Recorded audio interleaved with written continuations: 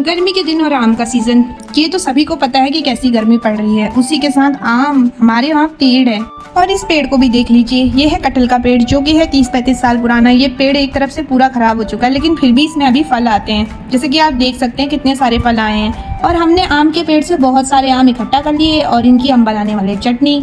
गर्मी के मौसम में आंधी तूफान तो आते ही रहते हैं, उसमें ये छोटे छोटे आम अक्सर टूट के गिर जाते हैं। आम के पेड़ में लंबे टाइम तक आम रहना बड़ा मुश्किल है। जो बच जाते हैं ना, वो बहुत टेस्टी होते हैं। इन छोटे छोटे आमों को हम अमिया कहते हैं। इन सभी को हमने बटोर लिया और पकड़ के ले आए। बोला चलो हमारे साथ आज तुम्हारी चटनी बनेगी, क्योंकि अगर हम इसकी चटनी नहीं बनाते तो ये आम भी बर्बाद हो जाते हैं। और हमारे वहाँ आम लगने से लेकर आम पकने तक कभी भी बर्बाद नहीं होते। बस फिर क्या था, हम इन्हें ले आए, अच्छे से धोया और अब छिल रहे हैं। आपको ये सारे के सारे अमिया अच्छी तरीके से छिल लेने हैं। आपको इस बात का ध्यान रखना है कि इसे अच्छे से छिलने के साथ साथ आपको इसके अंदर की गुठलियां भी साफ करनी है। जैसे हम आपको दिखा रहे हैं उसी प्रकार से आपने इसके सारे छिकल छिल लेने हैं। अगर आप इस कार्य को करने में समर्थ नहीं है तो आपने एक ही आवाज लगानी है, मम्मी, और उसके बाद आपकी मम्मी आकर आपकी सहायता कर देंगी। आप देख ही सकते हैं हम इसके बीज निकाल ले रहे हैं। आपको इस बात का ध्यान रखना है कि बीज अच्छे से निकाल लेने हैं और अच्छी तरीके से साफ करके इनको इस प्रकार से काट के रख लेना है। मम्मी से 2-4 गालियां खाने के बाद आपको सहायता मिल ही जाएगी। चिंता मत कीजिए, अब आपकी मम्मी आपकी सहायता कर देंगी, लेकिन साथ ही साथ गाली भी देंगी। उसकी चिंता आपको छोड़ देनी है। आपको बस अपने आम की चटनी के टेस्ट के बारे में सोचना है। फिर आपको गैस जला लेनी है, अपने घर की सबसे पुरानी कढ़ाई लेनी है और ज्यादा बर्तन गंदे मत कीजिएगा, मम्मी आपको जिंदा नहीं छोड़ेगी। इसके बाद आपने तेल डाल देना है। तेल को अच्छे से गर्म होने देना है। जैसे ही तेल गर्म हो जाए उसमें जीरे को डालिए, अच्छे से भून लीजिए। और जब तक आपका जीरा भुन रहा है तब तक धीरे धीरे प्रोसेस कीजिए। जल्दीबाजी में अपना हाथ पैर मत जलाइएगा और मेरी रेसिपी को दोस्त मत दीजिएगा।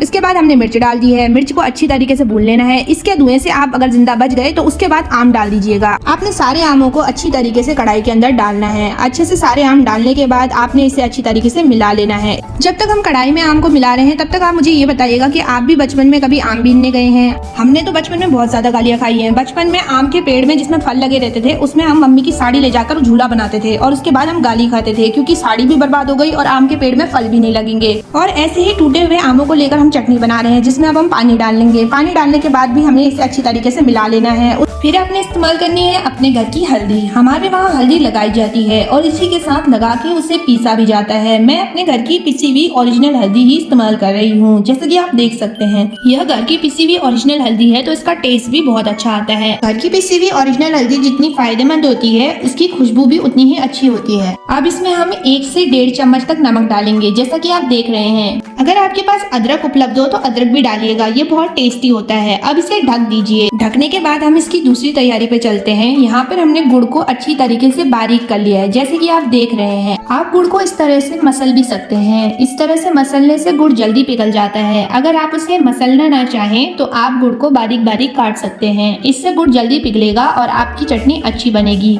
अगर आप पूरा गुड़ डाल देंगे तो आपको चटनी बनाते समय इससे परेशानी हो सकती है। हर भारतीय मम्मी की तरह मेरी मम्मी भी सुपर पावर दिखाते हुए ढक्कन को खोल कर दिखा रही हैं। इसके बाद हम चटनी को अच्छी तरीके से देखेंगे। घोट कर देखिए, यानी दबा कर देखिए कि अच्छी तरीके से पका है या नहीं। अगर पका नहीं है तो थोड़ी और देर इसे पकने दीजिए। हमारे आम पक तो चुके हैं पर गले नहीं है। अब ये कंडीशन बिल्कुल सही है। अब इसमें हम गुड़ को मिला देंगे। गुड़ को अच्छी तरीके से डाल दीजिएगा।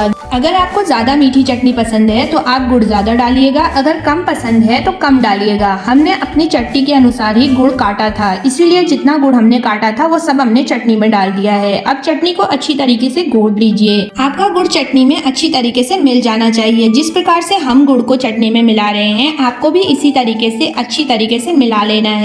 गुड़ के जितने भी आपको लम्स वगैरह दिख रहे हैं वो सभी आपने अच्छी तरीके से चटनी में मिला लेने हैं। करछी को इसी प्रकार चलाते रहिए जब तक आपकी चटनी बारीक ना हो जाए। अगर आप इसी प्रकार से छोड़ देंगे तो आपके आम उतनी अच्छी तरीके से नहीं पकेंगे। हम यहाँ पर अच्छी तरीके से आम को मिला ले रहे हैं। गर्मियों में आम की कई तरह की रेसिपी बनती है, जिसमें से एक ये है जो मेरी मम्मी मेरे लिए बनाती है। हमने अब ढक्कन लगा दिया है और इसके बाद हम इसे थोड़ी देर और पकने देंगे। अब आप देख सकते हैं आपकी चटनी बिल्कुल तैयार है। हमारी चटनी तैयार हो चुकी है। अब आप इसे ठंडा होने के बाद रेफ्रिजरेटर में 1 से 1.5 महीने तक के लिए रख सकते हैं। इसे बाहर रखकर मत भूलिएगा, ये बाहर जल्दी खराब हो जाती है।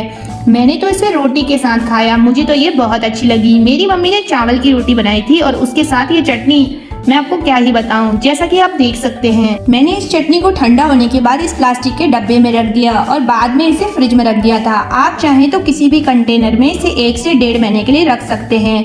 मेरी वीडियो अगर आपको पसंद आई तो मेरे चैनल को सब्सक्राइब कीजिएगा और वीडियो को लाइक कीजिएगा और कमेंट करके बताइएगा कि आपने ये आम की चटनी बनाई या नहीं और आपके यहाँ आम की कौन कौन सी रेसिपी बनाई जाती है। Thank you for watching.